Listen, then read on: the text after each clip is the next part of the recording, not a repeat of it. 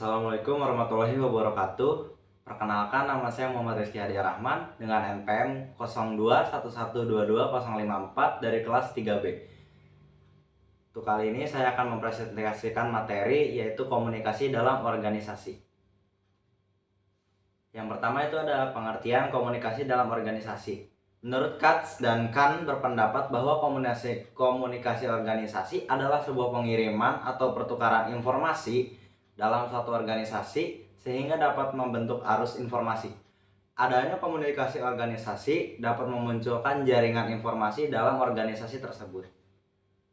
Untuk selanjutnya itu ada bagaimana pola dari komunikasi dalam suatu organisasi. Yang pertama itu ada saluran komunikasi formal. Poin-poinnya itu ada komunikasi dari atas ke bawah. Yang kedua itu ada komunikasi dari bawah ke atas. Yang ketiga itu ada komunikasi horizontal atau lateral. Yang keempat itu ada komunikasi diagonal. Selanjutnya itu menjelaskan tentang komunikasi dari atas ke bawah atau top down, atau downward. Yang pertama itu ada komunikasi dari atas ke bawah adalah komunikasi yang mengalir dari satu tingkatan ke suatu tingkatan yang lebih rendah, mengikuti garis perintah dalam organisasi. Tujuan proses komunikasi dari atas ke bawah menurut Katz dan Kahn pada tahun 1978 yaitu yang pertama memberikan pengarahan atau instruksi kerja tertentu, yang kedua memberikan informasi tentang prosedur dan praktik organisasional, yang ketiga itu menyediakan informasi mengapa suatu pekerjaan itu harus dilakukan, yang keempat ada memberitahu karyawan mengenai kinerja karyawan, yang kelima ada menyajikan informasi ideologi dalam membantu menanamkan pengertian tentang tujuan-tujuan yang akan dicapai. Untuk media yang digunakan itu adalah media cetak seperti buku panduan, papan pengumuman, deskripsi prosedur, laporan standar, dan memo. Dan juga menggunakan media oral seperti rapat, instruksi langsung, pidato, dan telepon. Selanjutnya itu tentang komunikasi dari bawah ke atas atau bottom up atau upward. Komunikasi dari bawah ke atas adalah komunikasi yang mengalir ke suatu tingkatan yang lebih tinggi mengikuti garis pelaporan dalam suatu organisasi.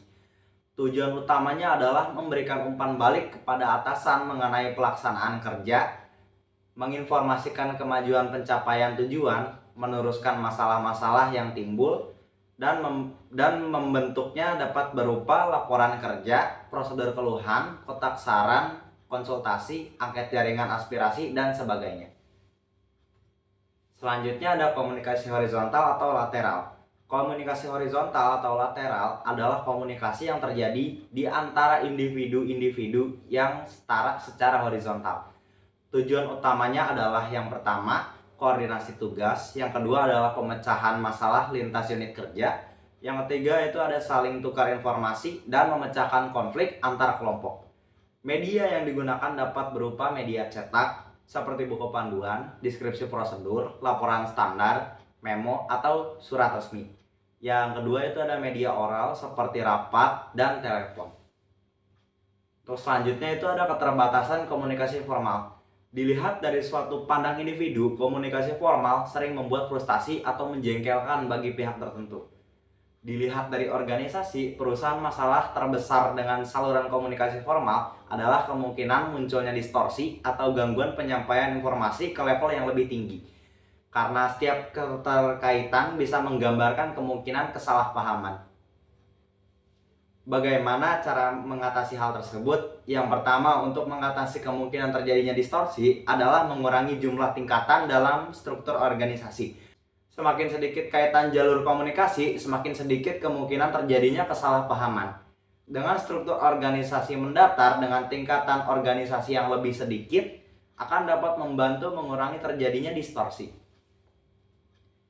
Selanjutnya itu ada teori komunikasi dalam organisasi. Yang pertama itu ada teori struktural klasik, yang kedua ada teori neoklasik atau hubungan manusia, yang ketiga ada teori fusi, yang keempat ada teori peniti menyambung atau the linking pin model, yang kelima ada teori satu ini sosial, yang keenam ada teori public relations, yang ketujuh ada teori kepemimpinan. Untuk manfaat komunikasi dalam organisasi sendiri itu yaitu mempermudah tercapainya tujuan organisasi. Hal ini dikarenakan terbentuknya komunikasi yang baik sehingga antar anggota dan setiap pimpinan unit memahami perbedaan pendapat yang hadir dalam setiap diskusi pada organisasi tersebut. Yang kedua, dengan adanya komunikasi dalam organisasi akan mempermudah kemampuan berkomunikasi dalam organisasi. Hal tersebut akan berfungsi sebagai membangun alur informasi serta pemahaman yang sama antara satu sama lain. Yang ketiga, dengan mengetahui teori komunikasi organisasi, maka seorang individu yang hidup dalam lingkungan atau kelompok organisasi atau kelompok tersebut. Untuk kesimpulannya sendiri, komunikasi sangat penting dalam kehidupan manusia. Manusia adalah makhluk sosial yang saling membutuhkan antara satu dengan yang lain. Dalam berkomunikasi, seseorang harus memiliki dasar yang akan menjadi patokan seseorang tersebut dalam berkomunikasi. Dalam proses, kita juga harus ingat bahwa terdapat banyak hambatan-hambatan dalam berkomunikasi. Tujuan komunikasi adalah berhubungan dan mengajak dengan orang lain untuk mengerti apa yang kita sampaikan dalam mencapai tujuan. Keterampilan berkomunikasi juga diperlukan dalam bekerja sama dengan orang lain. Ada dua jenis komunikasi, yaitu verbal dan non-verbal. Komunikasi verbal atau tertulis dan komunikasi non-verbal atau bahasa atau gerak tubuh. Komunikasi dua arah terjadi bila pengiriman pesan dilakukan saat mendapat umpan balik. Seseorang dalam berkomunikasi pasti dapat merasakan timbal balik antara pemberi informasi serta penerima informasi, sehingga terciptanya suatu hubungan yang mutualisme antara keduanya. Sekian dari saya, kurang lebihnya mohon maaf. Wassalamualaikum warahmatullahi wabarakatuh.